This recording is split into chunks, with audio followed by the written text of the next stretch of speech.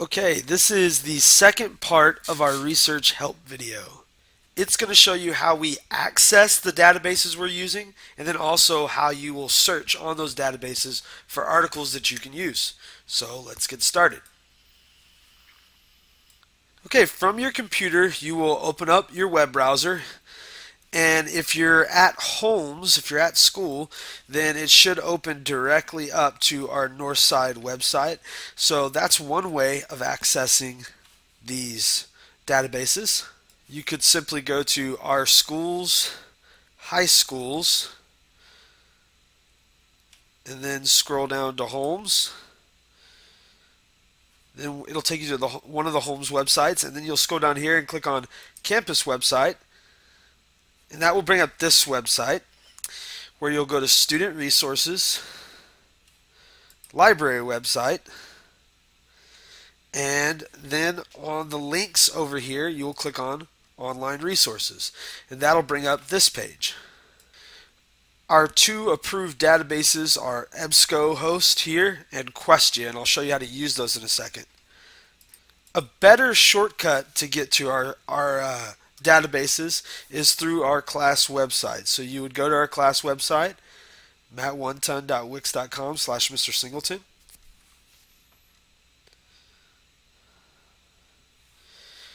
And then you would click here where it says online resources. And that's a much quicker route to get there.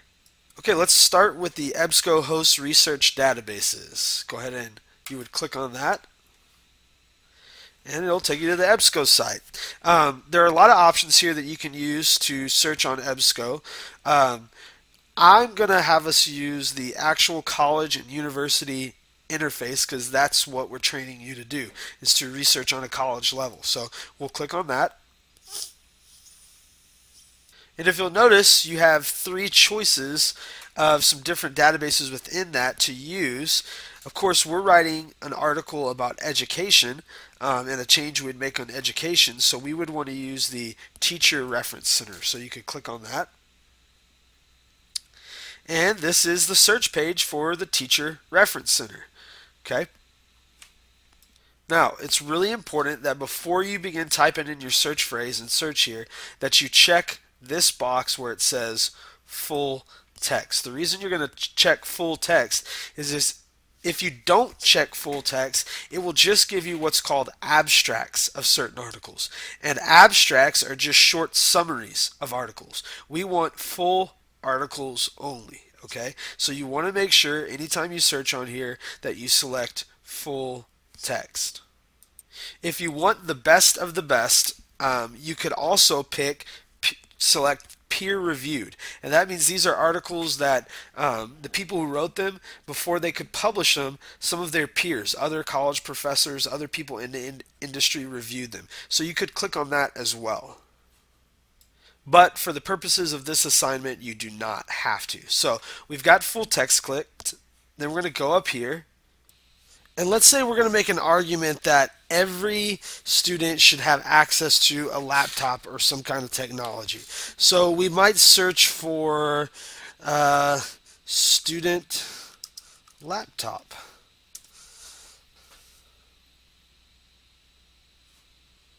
And right away we can tell that that was not a good phrase to search for because we only got one search result. So apparently that's not the phrase we need to look for. But remember, it's research, so we search and we search again.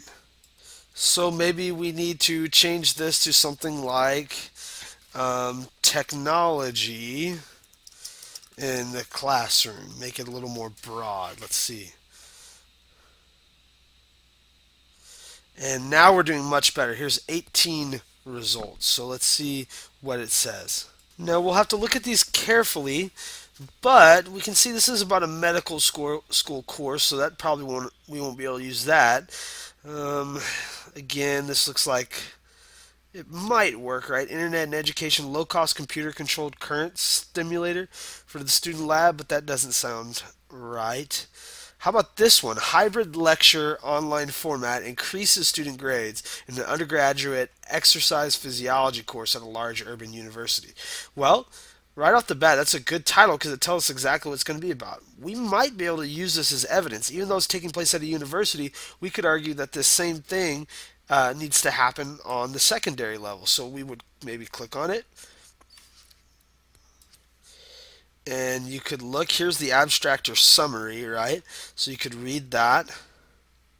And looking at it, we could probably say that this isn't going to work for us. So we need to go back, right? Go back to where we came from.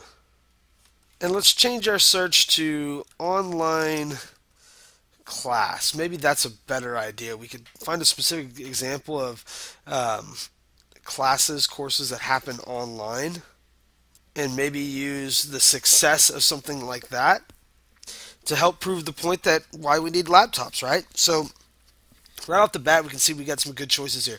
The use of formative online quizzes to enhance class preparation and scores on summative exams. So we could click on that. And when we look at it, we could read the abstract and see that we might could use this to prove our point. It's a very scientific study where they saw that when they did these things online, students did better. So that could be a great piece of evidence for us. So if you're trying to do this from home and you click on linked to full text, you will get an error message like this. So there's an important step that you need to do. You would need to go up here to the top where it says sign in, click on sign in, and then you could log on here using the logon information I provided you. So that's one solution. But if you're using a school computer, usually you won't have to do that. It'll automatically bring those articles up for you. So you could click on that link and it would open up for you, and the actual article would be there, and you could read through the article and pick out possible quotes that you might use. Again, you would want to make sure that before you left this page, you would want to make sure that you got all of this information, right, for your source, right? Look, it tells you where the source, what the source was called, right? The title of the article is up here, the author, the date that it was published, the volume, okay, the page numbers it appeared on the paper copy, right? And it even tells you like the abstract and things like that. So you'd want to have all this information, okay? The easiest way to do this would be to open a Microsoft Word document. The easiest way to do this would be to open a Microsoft Word document and to actually, with that open, just literally copy and paste the information into that Word document so that you can put it into the correct works cited format. So I would do this for the time being, title, and paste it in, and so on and so forth for each part until I had all the information. Then you could work it into your own, to the correct works cited format through MLA, and you would have that information ready to go. Let's go back and let's now take a look at EBSCO host. So I'm going to start back over and I'm going to click on our online resources from our class website, and I'm going to go to Questia School. When you get to this website, it will ask you for a login, and your login will be your student ID number, the S, and your ID number, and your password will be the first four letters of your last name in lowercase and the last four numbers of your social security. I'll show you how to do this. Of course, I don't have an S number, I have an E number. So mine says E instead of S there, but you get the idea. And then you would do your password and log in. And there you go. Now, it's very easy to search on this, okay? You could just type in again the search phrase you're looking for. So let's try this one, technology in the classroom. And let's search.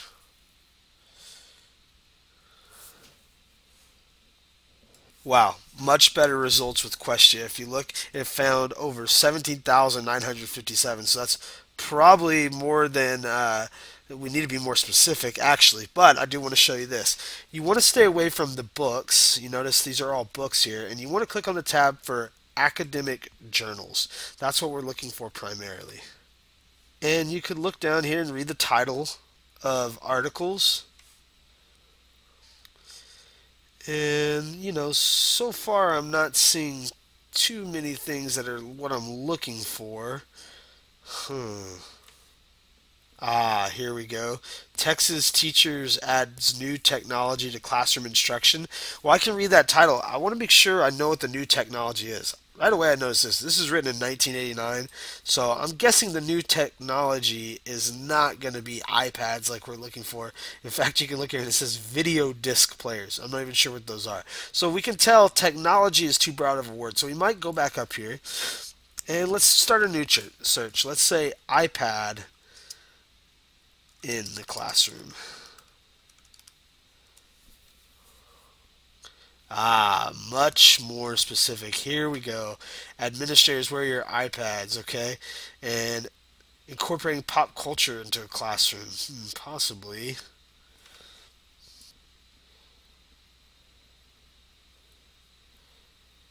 Ah, here we go. Two schools transformed their E2 programs by giving students around the clock access to some of the latest mobile devices. 2011 is fairly recent, right?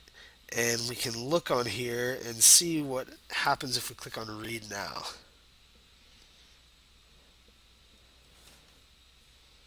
And here it is.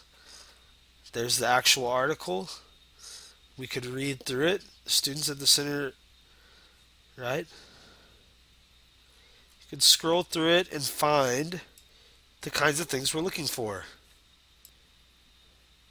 Ah, here we go. The only device that matched all the educators' requirements was the iPad Touch. So in September 2009, after providing extensive professional development for its middle school ELL instructors, the district issued the devices to the estimated 130 ELL students that attended its 5 middle schools. So you could find a quote in there that you wanted to use, and you could even copy and paste it into a Word document like we did the last one. And if you look in here, of course, there's the title of the article, the author, the journal it's coming from, the date, and if you wanted additional details, you could go on and click article details, and then there's all the information you need for your works cited, everything you need, including some of the full text. So that's the best way to search on Questia. So both of these resources have a lot of different articles you can use. And they're pretty easy to access. Questia is sometimes a little bit easy to search on, but EBSCO host usually has higher quality articles, more studies and research and things like that. But I've showed you how to search and research on these websites, and you notice that it doesn't always come up right away. You have to really look and read and scroll and search, and that's part of the challenge of this. Remember, you can use our classroom website to access these online resources, to access the OWL at Purdue for MLA format.